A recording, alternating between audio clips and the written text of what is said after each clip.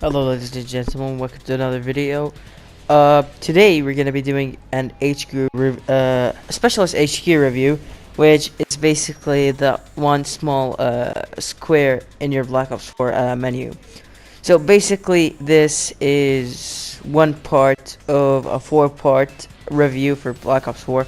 Basically, so this video is gonna be unscripted, so excuse me if I may fucking like just pause like this and think of a word to say, okay?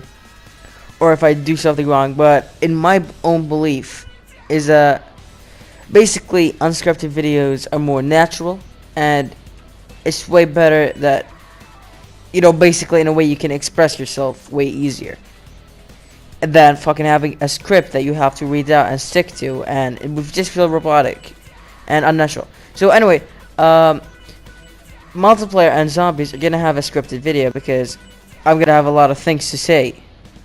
But Blackout and Specialist HQ, just because they're both simple, I think like maybe they'd add more to Specialist HQ just to make it to continue off the story, because it sounds good so far. But the bummer is in the intel. And I might make another video about the intel, but for the sake of basically keeping this video short, or this could be a 2-part review, God knows, alright? But just basically keep it most free, I'm gonna basically leave out the intel, which explains most of the shit, okay? But let's start with the Specialist HQ, right? Before I start with the actual thing, right, I want to just speak about what it was and what happened to it, because if Treyarch, okay, not Activision, sorry, if Treyarch, okay, wanted to make a single player campaign or cutscenes, right, and then they were told you can't make a single player campaign, right, you can't make a full-on fledged single player campaign, they wouldn't bother adding one at all, because why would you animate something if you never had it ready up, right? Why would you spend money and spend so much money on facial recognition, animation, and hiring on all these actors if you're only gonna have like, I'm not sure exactly, but like 10 clips only in a fucking game, okay? So just like the leaks said, all right, back then when it was first info got leaked, right? The single player was obviously cancelled by Activision for Blackout, and I would have been mad about this if Blackout was actually shit, but Blackout is actually pretty fun with friends, and I haven't played a lot of solos. Okay, I might have played like 3 matches, but it oftenly I don't like battle royale games that I play solo, so that might be just personal preferences, right?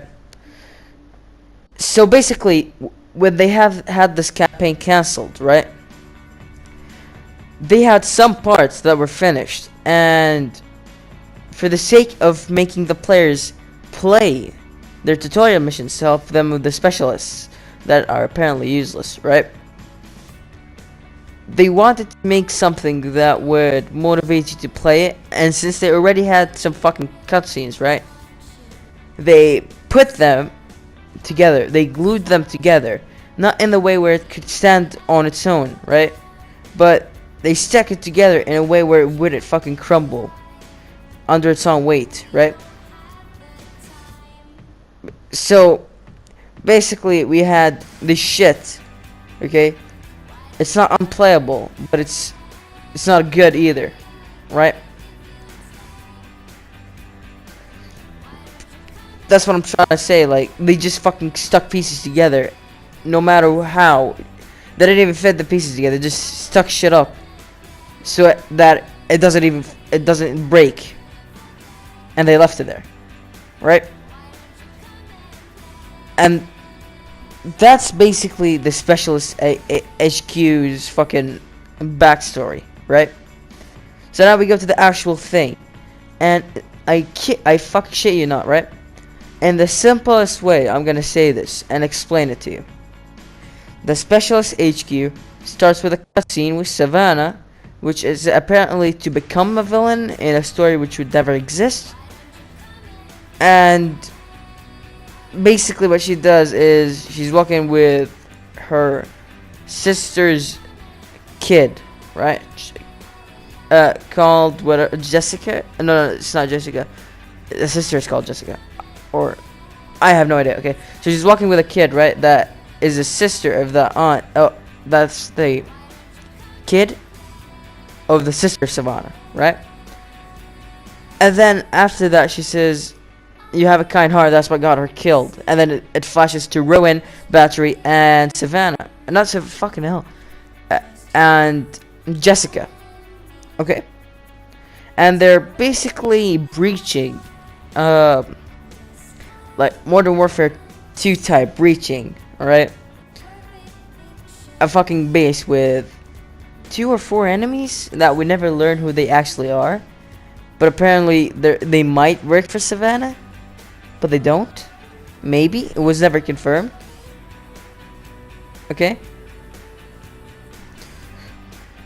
so what we could learn from this whole thing is from the first cutscene. Basically, they're walking down a graveyard. This girl Jessica is dead. They transfer to a flashback with Ruin and shit. Badger loses both of her arms, and Savannah is fucking hell, why do I keep mixing them up? Jessica is there with her jaw fucking broken from the pistol shot, because apparently that's how. And then she shoots 2 pistol bullets. Shit goes silent. And then we see a helicopter traveling. Everybody's fine, and Battery has both of her arms, real arms. And then they go down, and you see all this fucking technology. The Savannah comes up, and I'm thinking, and she says, "I'm thinking more than more." This basically goes from, "Hey, I'm walking," shit go boom. "Hey, I'm walking again," sets up pace, and then it is followed by 2 parts of a story that never ends. Unless we talk about the intel, which I'm not talking about in this video, right? There is the Ruin part, and there is the Savannah part. Now, I'm gonna start with the Savannah part, because it's gonna take me less than a minute to explain all of it. All we fucking see in this fucking podcast,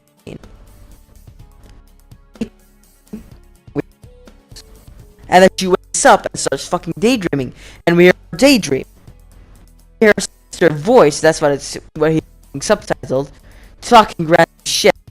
Now, if one of these theories and shit, the sinister voice is never explained. You never find him. He's nobody. He's a random fucking voice actor that they hired. Couldn't finish the game, so they just put him there and left him. And basically have this undeveloped villain working with our villain.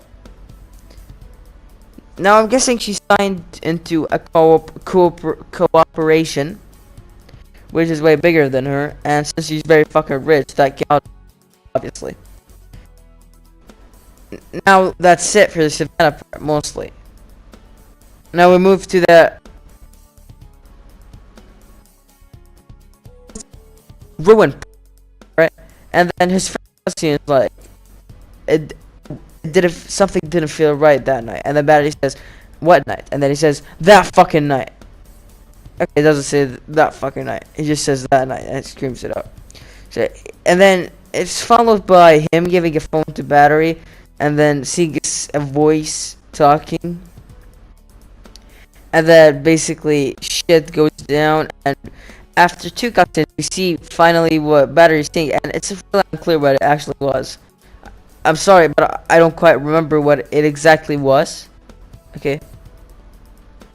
But we basically see that, and then in the last cutscene, not before last, or last, I don't know if they're mixed, but you see Ruin there sitting in his room cleaning up his guns on a couch, and his fucking TV just opens up, and then you hear a masked guy, which is a girl, which is Jessica, who is not dead and has an artificial mouth now.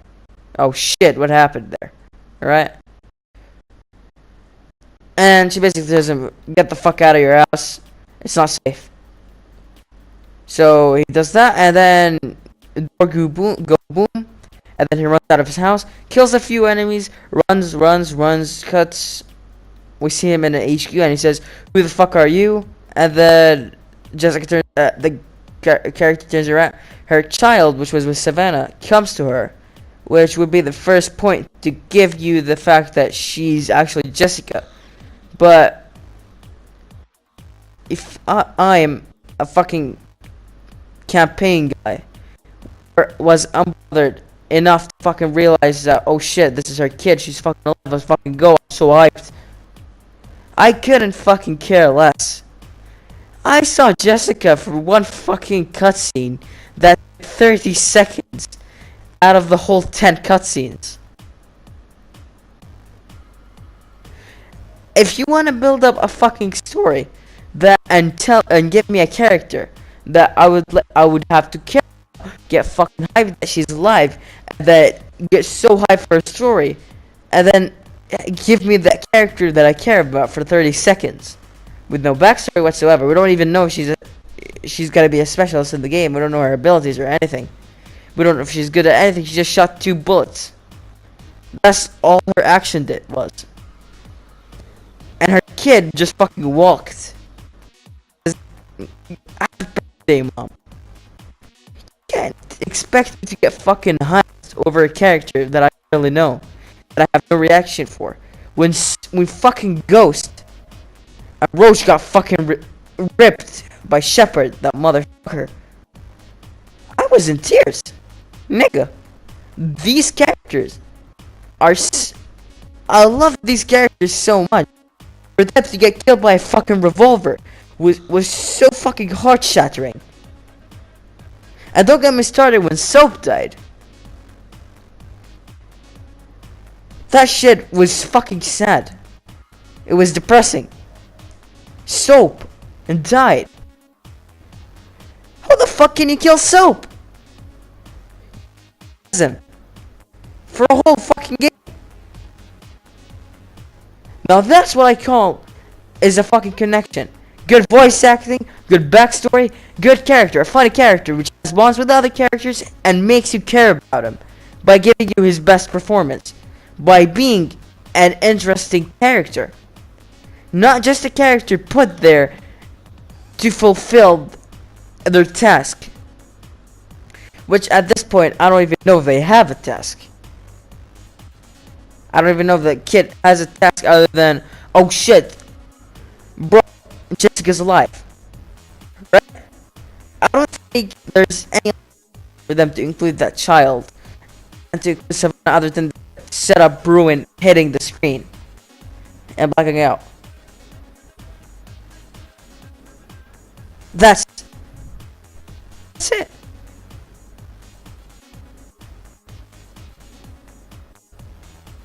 That's it. I'm sorry for being quiet, but this is all the fucking story gives you.